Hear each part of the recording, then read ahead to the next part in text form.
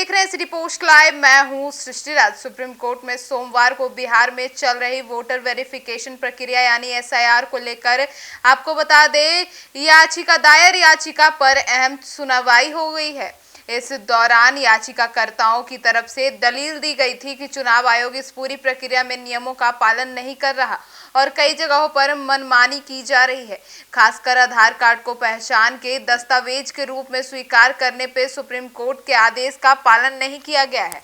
याचिकाकर्ताओं ने यह भी कहा कि जो बीएलओ आधार को स्वीकार कर रहे थे उन्हें चुनाव आयोग ने कारण बताओ नोटिस जारी कर दिया है, जबकि 10 जुलाई को ही सुप्रीम कोर्ट ने कहा था कि आधार को पहचान के लिए 12वें दस्तावेज के तौर पर मान्यता दी जाएगी।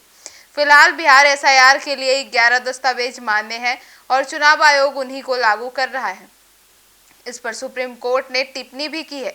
वह यह मानकर चलेगी कि चुनाव आयोग अपनी जिम्मेदारियां समझता है, लेकिन यदि जांच में यह साबित हुआ कि एसआईआर की प्रक्रिया में कोई गड़बड़ी या अवैधता है तो पूरी प्रक्रिया को रद्द किया जा सकता है।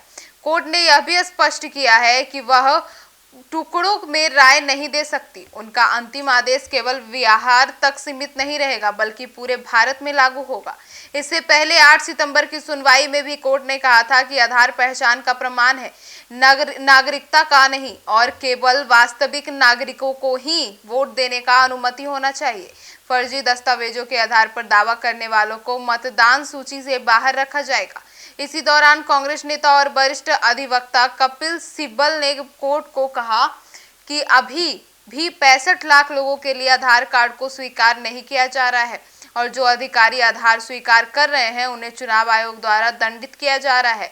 इस पर चुनाव आयोग की ओर से पेश वकील राकेश द्विवेदी ने कहा कि यह नोटिस उनके पास मौजूद नहीं है, जबकि सिब्बल ने इसका विरोध करते हुए कहा कि इस दस्तावेजों पर निर्वाचन पंजीकरण अधिकारी के हस्ताक्षर हैं और यह चुनाव आयोग के ही रिकॉर्ड में है।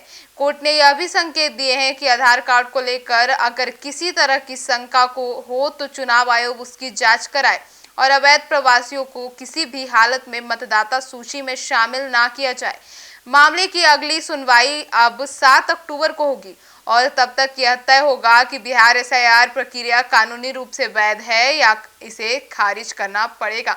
तो फिलहाल इस खबर में इतना ही। आगे की खबरों के लिए जुड़े रहिए हमारे साथ और देखते रहिए सिटी पोस्ट लाइव। अब तक के लिए धन्यवाद।